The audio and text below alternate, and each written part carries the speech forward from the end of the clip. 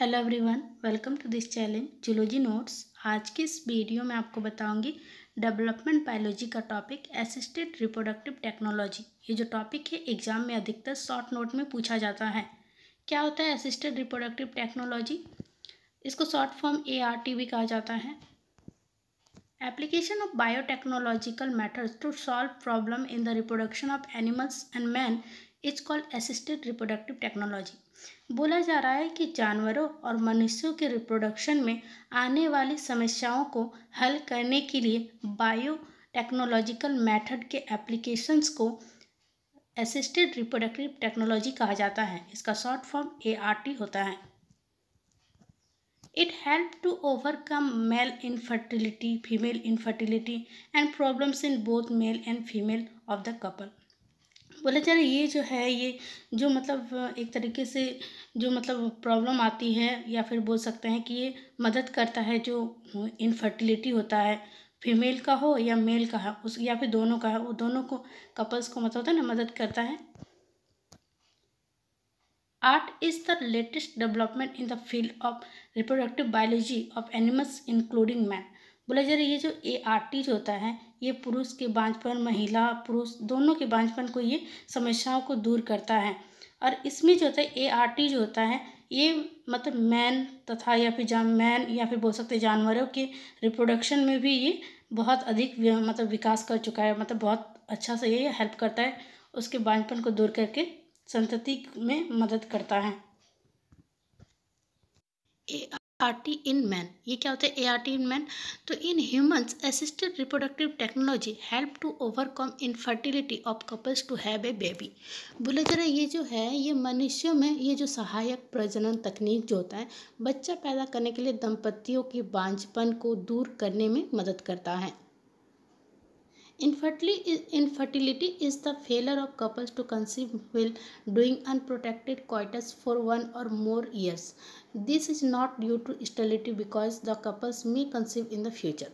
बोले जा रहा है ये जो है एक तरीके से बोल सकते हैं कि एक या अधिक वर्षों तक असुरक्षित कंसीव नहीं मतलब असुरक्षित करने के बाद क्या होता है एक तरह से गर्भधारण करने में जोड़ों को विफलता या फिर बांझपन मतलब विफलता होती है तो उसे बांझपन कहा जाता है। और ये जो बांझपन जो होता है ये कारण नहीं है, ये बांझपन के कारण नहीं है क्योंकि दंपति भविष्य में गर्भधारण कर सकते हैं।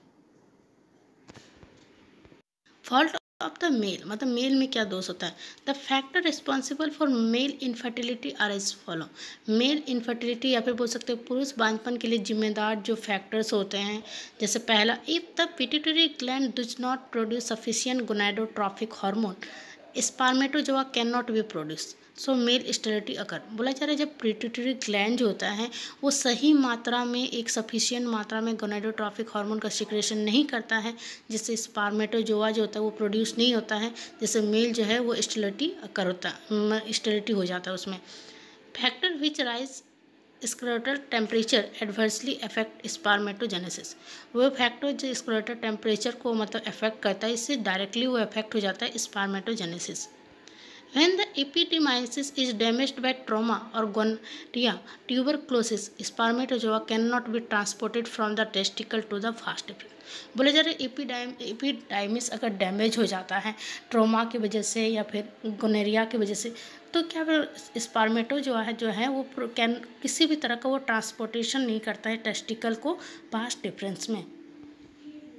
Chronic inflammatory disease of the prostate gland and seminal vesicle causes infertility। जो एक तरह से क्रोनिक इन्फ्लेमेटरी डिजीज जो होता है प्रोस्टेट ग्लैंड का वो भी एक तरह से सेमिनल वेसिकल्स का वो एक इनफर्टिलिटी का कारण बनता है।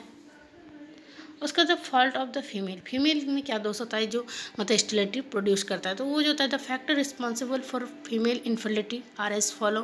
First, failure in the development of vagina के विकास में फेलर होना।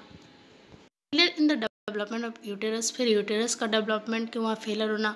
Non canalisation of uterus. उसके बाद the myoma is another cause for infertility. जो मायोमा का जो प्रॉब्लम होता है वो भी इनफर्टिलिटी का कारण बनता है। The following are the important ART in man. जो मैन में जो इम्पॉर्टेंट ART होता है जैसे कि एक तरह से ये टेक्निक है कि कैसे मतलब एक मतलब उन लोग का हेल्प मिल सकते हैं कि अपने जनरेशन को बढ़ाने के लिए। पहला जो मेथड है वो है आर्टिफिशियल इंसेमिनेशन, दूसरा होता है in vitro fertilisation, culture of oocyte, embryo transfer, gamete intra fallopian transfer, और पांचवा होता है जाइगोट इंट्रा फैलोपियन ट्रांसफर। ये जो है ये आपका शॉर्ट नोट में पूछेगा, और ये टॉपिक में आपको इनविट्रो फर्टिलाइजेशन ज़्यादातर लॉन्ग में पूछा जाता है, या फिर एम्ब्रायो ट्रांसफर टेक्नोलॉजी।